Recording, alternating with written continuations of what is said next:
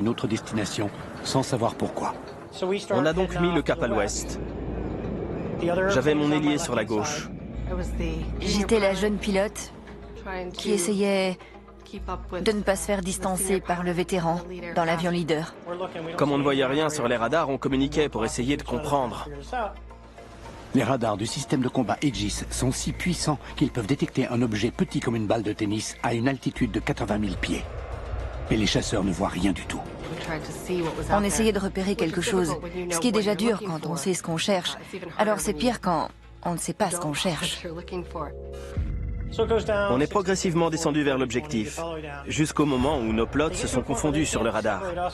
Dans ce cas, le contrôleur dit « merge » et ça indique que le radar ne peut plus nous aider et qu'on doit chercher la cible visuellement. Près de la surface de l'eau, il voit ce qui ressemble à une épave d'avion ou à un sous-marin émergent. Mais l'officier d'armement dans l'appareil leader repère autre chose. J'ai entendu « Regardez, commandant !» Et c'est là que j'ai vu le tic-tac. Il était blanc, sans aile, sans réacteur. J'ai dit « Waouh, c'est quoi ça ?» Il a dit « J'en sais rien ». Selon ce résumé de l'incident divulgué sur Internet, le contact a eu lieu ici, à 50 km des côtes et à 110 km au sud de la frontière avec le Mexique. L'appareil inconnu reste d'abord près de la surface, où il se déplace d'une façon inhabituelle.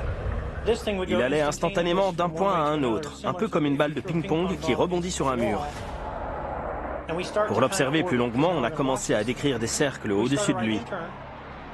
Pour signaler sa position, on utilisait le clock code, avec lui en point central et nous à 6 heures en train de tourner autour. Quand on est arrivé à la position 9 heures, il faisait toujours ces petits mouvements irréguliers au-dessus de l'eau agitée. Alors j'ai dit « Je veux voir ça de plus près, on y va !» Tout en descendant et en arrivant à midi, là, hop, il s'est mis à tourner exactement comme nous, mais en remontant. Là, on s'est dit, il sait qu'on est là. C'était un peu comme si il l'avait reconnu. Il est passé d'un vol quasi stationnaire à une ascension très brutale pour rejoindre notre altitude. C'était un peu effrayant parce qu'on ne savait pas à quoi on avait affaire. Il était vraiment en train de nous imiter.